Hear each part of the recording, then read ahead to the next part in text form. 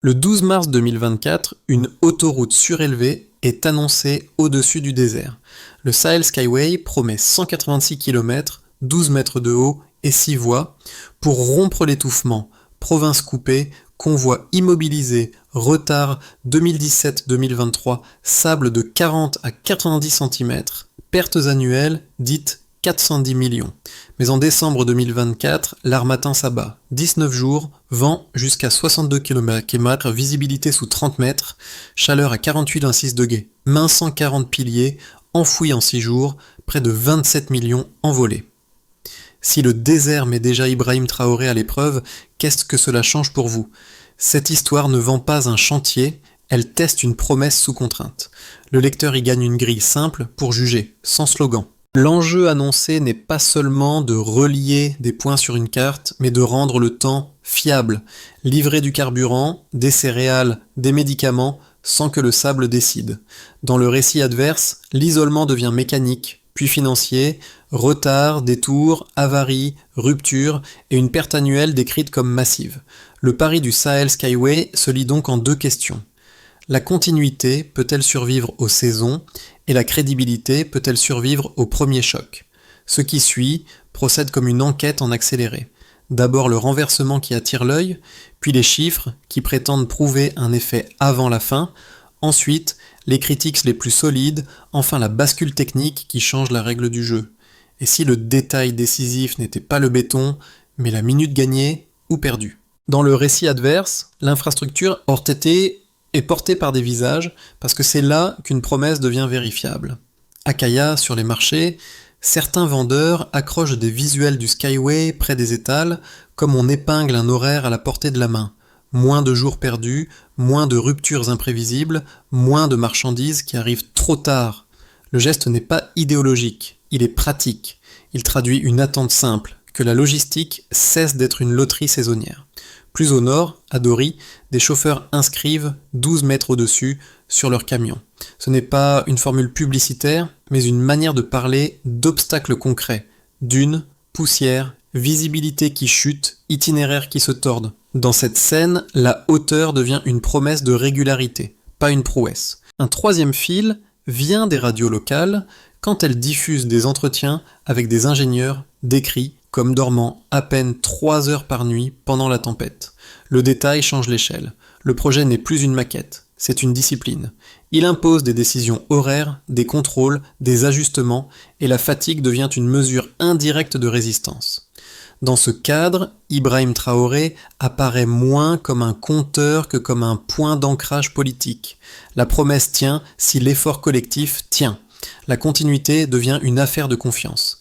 Avant la tempête, le chantier avançait selon une cadence qui laissait croire à une montée progressive. Accès en construction, équipe répartie par province, financement annoncé à 3,2 milliards de dollars et jalons posés mois après mois. Après la tempête, tout s'est contracté. Le calendrier s'est fissuré, les priorités ont pivoté et la logique du projet a basculé de la projection vers la survie opérationnelle. Cette transition avant-après se structure toute la séquence. L'activation commence au printemps 2024 quand le Sahel Skyway est posé comme une sortie verticale face à un piège horizontal. Sur les premiers mois, les accès se montent, les segments s'allongent, les équipes s'étirent sur des dizaines de kilomètres, des partenaires industriels s'alignent autour des appels d'offres et le récit évoque un mouvement qui gagne de la vitesse. Les chiffres viennent ensuite donner un squelette temporel. Juin 2025, 70% des routes d'accès seraient achevées. Octobre 2025, 9-20 piliers déjà en place. Novembre 2025, travail sur le segment de pont numéro 41, décrit comme critique car exposé aux rafales. Puis vient l'élargissement du chantier social. Les commerçants recalculent leurs marges en anticipant des trajets plus réguliers. Les transporteurs ajustent leurs itinéraires pour profiter des premières rampes. Les familles commencent à parler des produits frais qui arriveraient enfin à temps. Cette dynamique crée un effet d'entraînement. L'infrastructure cesse d'être une promesse abstraite et se met à produire des attentes mesurables. Le climax surgit sans avertissement. Décembre 2024 apporte 19 jours d'Harmattan parmi les plus longs de mémoire récente. Les vents atteignent 62 km/h, la visibilité tombe sous 30 mètres, la température grimpe jusqu'à 48,6 degrés et le sable descend comme une masse compacte sur la zone centrale du chantier. En seulement 6 jours, 1140 piliers nouvellement posés sont ensevelis sous 1,8 m de dépôt. Les plateformes d'échafaudage sont décrites comme se repliant comme des livres, et les rapports évoquent une facture approchant 27 millions de dollars. Le calendrier se déchire. L'élan vacille. Les critiques externes se renforcent. Le doute devient une matière quotidienne. C'est dans ce cœur de tempête qu'apparaît la figure politique. Selon la source adverse, Ibrahim Traoré se rend sur site au moment le plus dur. Vent violent, poussière dense, chaleur accablante. Sa présence n'est pas décrite comme un geste cérémoniel, mais comme un catalyseur. L'intervention est brève. Si le désert se lève, il faut monter plus haut. La scène sert de pivot narratif. Elle requalifie l'épisode non comme une défaite structurelle, mais comme une épreuve qui redéfinit la discipline du chantier.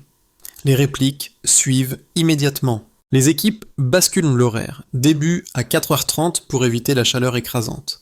Des camions-citernes pulvérisent l'air pour réduire la densité de poussière. Une équipe tournante de jeunes ingénieurs effectue des contrôles thermiques toutes les heures pour limiter les microfractures. Les radios diffusent des bulletins fréquents. Des volontaires rejoignant les équipes. Le projet cesse d'être une ligne abstraite sur un plan. Il devient une lutte réglée minute par minute. Quand la tempête se calme en janvier 2025, les images circulent. Piliers ensevelis, mais encore debout. Chantiers cabossés, mais non abandonnés. L'opinion intérieure s'électrise. L'opinion extérieure se durcit. Le débat glisse. Pari imprudent ou corridor capable de survivre à ses propres adversaires climatique. L'arc des événements installe ainsi la tension qui portera toute la suite. Avant, le transport subissait le désert. Désormais, son coût baisse de 37%. Dans le récit adverse, cette bascule sert de preuve précoce. Quelque chose change avant même l'achèvement total. Le premier indicateur est la baisse annoncée de 37% des coûts de transport entre le nord et la capitale. Le texte ne détaille pas la méthode de calcul, mais il décrit un effet en cascade. Moins de jours perdus, moins de convois immobilisés, moins de marchandises qui se dégradent en attente, moins de détours, moins de carburant et des marges qui respirent. Derrière ce chiffre, l'argument est moins technique que logistique. Quand l'incertitude diminue, le système cesse de fonctionner à coup d'exception. Les transporteurs peuvent redessiner leurs itinéraires sans parier sur la chance. Les commerçants peuvent recalculer leurs marges sans intégrer une pénalité permanente. Les familles peuvent attendre une arrivée plus régulière plutôt qu'un miracle ponctuel. La donnée devient donc un marqueur de prévisibilité, et la prévisibilité devient une forme de pouvoir concret. Le deuxième indicateur est le recul des prix moyens des aliments de base, annoncé dans une fourchette de 11% à 18%. Le récit reste prudent sur la causalité unique, mais il ancre la baisse dans un mécanisme simple. Des arrivages plus réguliers réduisent les ruptures, et les ruptures nourrissent Clavos. Autrement dit, la route ne crée pas l'abondance, elle retire une pression. La régularité des arrivages réduit la pénurie et calme les étals. Ce point compte parce qu'il se vérifie sans discours. Il suffit d'observer les paniers, les marchés, les écarts d'une semaine à l'autre. Dans cette logique, le projet est jugé moins sur la beauté d'un plan que sur une sensation domestique. La semaine devient planifiable. Le récit adverse insiste d'ailleurs sur ce déplacement de terrain. On passe de la géopolitique à l'horaire, du symbole au stock, de l'annonce à la routine. Un troisième indicateur évoque plus de 1 000 ménages auraient obtenu un accès fiable aux routes commerciales régionales. Ici, fiable ne signifie pas seulement plus rapide, mais moins interrompu, donc moins dépendant du hasard saisonnier. La fiabilité transforme un trajet en service, puis un service en possibilité, soins mieux ravitaillés, carburant moins erratique, produits frais moins fragiles au retard. Des horaires remplacent l'attente et l'investissement redevient pensable localement enfin. Le récit n'en fait pas un audit, il en fait un test social. Si la continuité tient, les ménages déplacent leurs décisions, stockage, achat, projet et parfois simple confiance. À ce stade, la question la plus sensible n'est pas « ces chiffres existent-ils ?», mais « que valent-ils face au climat qui a déjà frappé ?» La tempête de décembre 2024, ses vents, sa visibilité effondrée, ses piliers ensevelis, sert de contrepoids permanent. Un rappel que le désert n'est pas un décor. Dans ce cadre, Ibrahim Traoré apparaît surtout comme garant politique d'une promesse chiffrée. Il doit faire coïncider les faits annoncés avec une endurance observable, saison après saison. Les nombres donnent une avance narrative, mais ils attirent aussi l'exigence centrale, durée. Les critiques les plus solides commencent par l'argent. Un projet annoncé à 3,2 milliards de dollars, dans un pays aux ressources limitées, ressemble à un pari capable de tendre les finances publiques. Même en cas de réussite technique, disons les sceptiques, le service de la dette, la maintenance et les imprévus peuvent grignoter des budgets déjà contraints, au détriment de priorités immédiates. La contestation insiste aussi sur l'asymétrie du risque. Un dépassement se paie tout de suite, alors que les bénéfices complets, eux, arrivent plus tard. Un deuxième reproche touche à la sécurité et à la protection de l'actif. Construire un corridor visible, stratégique et concentré sur un axe précis expose l'infrastructure à des menaces qui ne se résolvent pas par le génie civil seul. Dans ce raisonnement, la vulnérabilité n'est pas un détail. Elle peut transformer un avantage logistique en point de fragilité et obliger l'État à dépenser davantage pour protéger ce qu'il vient de bâtir. Enfin, une critique plus politique affirme que l'autoroute surélevée peut fonctionner comme un théâtre, un méga-projet pour consolider une influence, polariser le pays et déplacer le débat du quotidien vers le symbole. Le récit adverse répond en 3 mouvements sans nier la gravité des objections. D'abord, il met en avant le coût de l'inaction. Entre 2017 et 2023, plus de 21 000 expéditions auraient été retardées. Pendant les saisons sèches, des couches de sable de 40 à 90 cm recouvriraient les voies et les pertes nationales sont décrites comme atteignant 90 millions de dollars par an. Dans cette logique, le statu quo n'est pas neutre. Il ponctionne déjà l'économie, abîme les chaînes d'approvisionnement et fragilise la continuité territoriale. Ensuite, le texte insiste sur des effets avant la fin, présentés comme mesurables, baisse annoncée de 37% des coûts de transport, recul des prix de base de 11% à 18% et accès fiable pour plus de 96 000 ménages.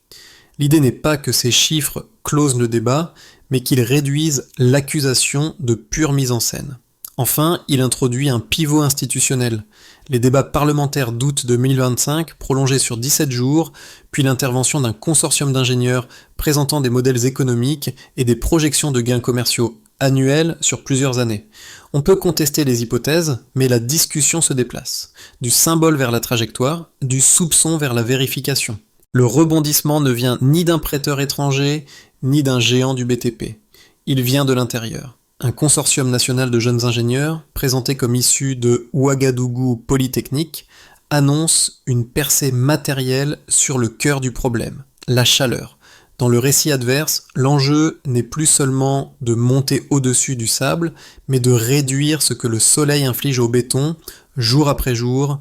La solution porte un nom de code, TR12, et une promesse technique précise, des piliers à revêtement thermique réfléchissant capables de réduire l'absorption de chaleur de surface de 6 à 8 degrés. Le texte ajoute une seconde métrique, refléter jusqu'à 72% du rayonnement solaire. Puis une troisième, prolonger la durée de vie des piliers d'un estimé à 22%. Ce n'est pas un embellissement, c'est un changement de règle, parce que la maintenance devient une variable stratégique. Dans cette bascule, Ibrahim Traoré est repositionné. Pas seulement comme celui qui défie le désert, mais comme celui qui peut convertir un chantier en capacité nationale. Si TR12 tient, l'autoroute devient aussi un produit d'ingénierie exportable, potentiellement licenciable, et donc un levier d'influence au-delà de la route elle-même. La conséquence la plus immédiate tient en une phrase. Quand la continuité apparaît, tout le reste se réorganise. Après TR12, le récit adverse affirme que l'autoroute surélevée n'est plus seulement un ruban au-dessus du sable, mais un système qui vise à durer malgré la chaleur, la poussière et les saisons. C'est là que la promesse cesse d'être un geste d'ingénieur et devient un fait social.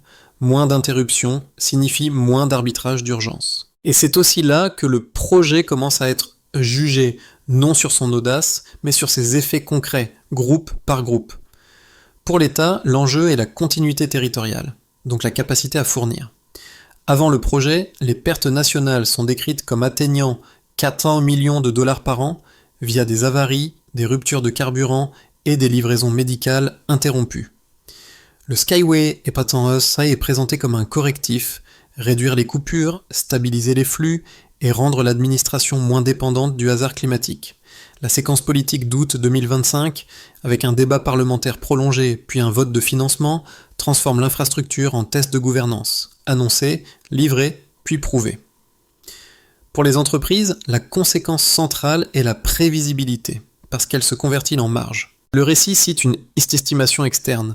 Une fois achevé, le corridor pourrait réduire les retards régionaux jusqu'à 63%, ce qui reconfigure davantage les flux qu'il ne raccourcit simplement des trajets. Entre-temps, il décrit un déplacement des décisions. Les transporteurs redessinent leurs itinéraires et certains acteurs commencent à acheter des terrains près des futures bretelles en pariant sur des zones industrielles. La logique n'est pas celle d'un miracle, mais d'un calendrier. Quand les délais cessent d'être erratiques, la planification devient rentable. Pour les habitants, l'impact se lie à hauteur de panier et de santé, là où l'amélioration se sent sans communiquer. La source affirme que le coût du transport entre le nord et la capitale a chuté de 37%, et que les prix moyens des aliments de base ont reculé entre 11% et 18%, signe d'arrivage plus régulier. Elle ajoute un exemple plus frappant. L'ouverture d'une rampe temporaire aurait réduit de 42 minutes un trajet d'ambulance vers Ouagadougou, suggérant des vies gagnées par simple continuité de route. Dans ce cadre, Ibrahim Traoré est moins évalué sur une posture que sur une chose vérifiable. La semaine devient-elle moins incertaine pour les foyers? À l'échelle régionale, l'effet est double. Symbole d'indépendance et possibilité de standards techniques. Le récit affirme que des gouvernements voisins demandent des briefings sur le design surélevé, tandis que TR12 est présenté comme une technologie potentiellement licenciable, donc exportable. Cette dimension déplace le centre de gravité, l'ouvrage ne serait plus seulement une artère nationale, mais un levier d'influence par l'infrastructure et l'innovation. Reste la condition qui traverse tout. Si la continuité tient face aux saisons, les gains s'ancrent. Si elle se fragilise, tout redevient saisonnier. Sur 6 à 12 mois, le récit adverse laisse entrevoir 3 trajectoires, non comme des prédictions, mais comme des conditions. Tout dépend de 3 variables qui reviennent sans cesse. La résistance aux saisons du Sahel, la solidité du financement politique et la capacité technique à contenir la maintenance. Autrement dit, l'avenir n'est pas une ligne droite, c'est un test répété. Un scénario de base décrit une montée en puissance graduelle. Les segments continuent de se verrouiller, les convois de tests se multiplient, et l'ouvrage s'approche d'un fonctionnement complet dans quelques mois, comme il est suggéré. Dans ce cas, les gains décrits avant la fin cessent d'être des signaux fragiles et deviennent des habitudes. Les coûts de transport restent plus bas, les prix de base restent moins volatiles et l'accès fiable pour les ménages s'installe. Le bénéfice n'est pas spectaculaire, il est stable, et c'est souvent la stabilité qui change le plus. Dans un scénario optimiste, l'effet corridor dépasse la route. 2 moteurs se combinent. D'une part, la réduction des retards régionaux, cités jusqu'à 63% une fois achevés, commence à réorienter durablement les flux commerciaux. D'autre part, la bascule technologique associée à TR12 change la perception. Le projet n'est plus seulement un chantier audacieux, mais une compétence exportable. Les demandes de briefing technique s'intensifient, les discussions de licence deviennent crédibles et le pays se présente comme producteur de normes adaptatives au climat. Dans cette lecture, Ibrahim Traoré récolte une légitimité qui ne repose pas sur le symbole, mais sur la transférabilité. Dans un scénario pessimiste, la saison, la politique ou le coût reprennent le dessus. Une nouvelle séquence d'Harmattan, combinée à des incidents matériels, rallonge les délais et nourrit l'argument du pari imprudent. Le débat budgétaire se rouvre, la coalition de soutien s'effrite et la maintenance devient une charge plus lourde que prévu. Même sans effondrement, l'image de maîtrise se fissure si l'entretien impose plus de ressources que le pays ne peut en consacrer. Une recommandation de pensée traverse ces 3 options et invite à raisonner en preuves récurrentes plutôt qu'en annonces. Si la continuité logistique se maintient, les effets s'ancrent. Si elle se fragilise, tout redevient saisonnier. Et la question qui reste ouverte est simple. Quel indicateur, pour vous, prouvera que la continuité tient vraiment? Pour le public, l'effet le plus immédiat n'est pas stratégique, il est domestique. Le temps redevient fiable.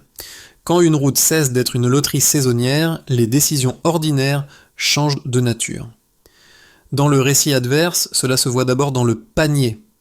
Si les prix moyens des aliments de base baissent effectivement dans une fourchette de 11% à 18%, ce n'est pas seulement un chiffre, c'est la différence entre improviser chaque semaine et pouvoir planifier une dépense, même modestement.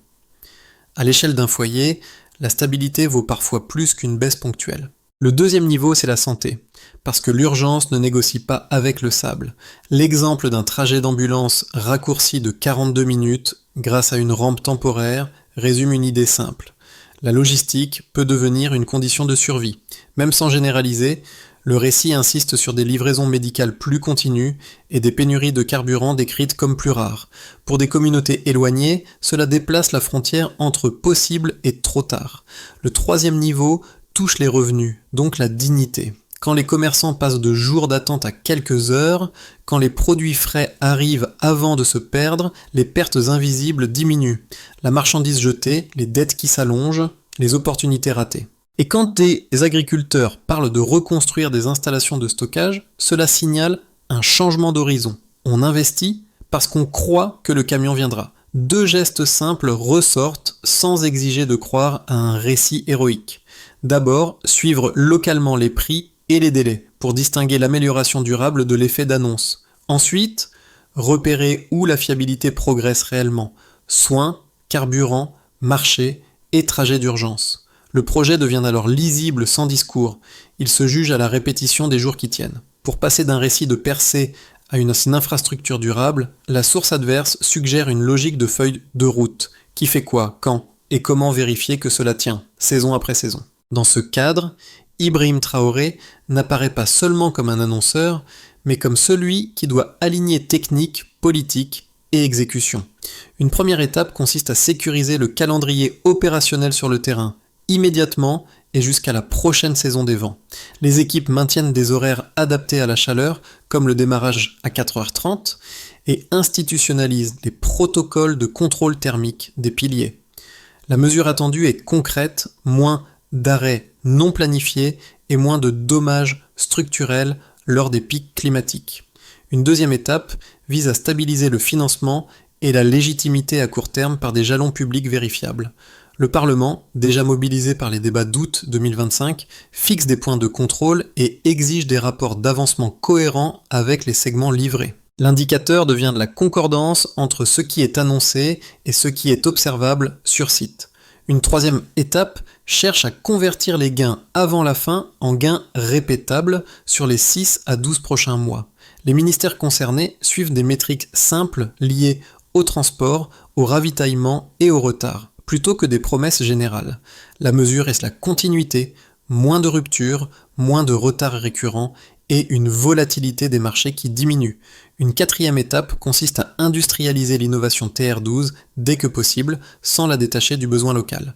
Les ingénieurs documentent, testent et standardisent le revêtement, puis organisent des transferts de compétences vers les équipes de maintenance.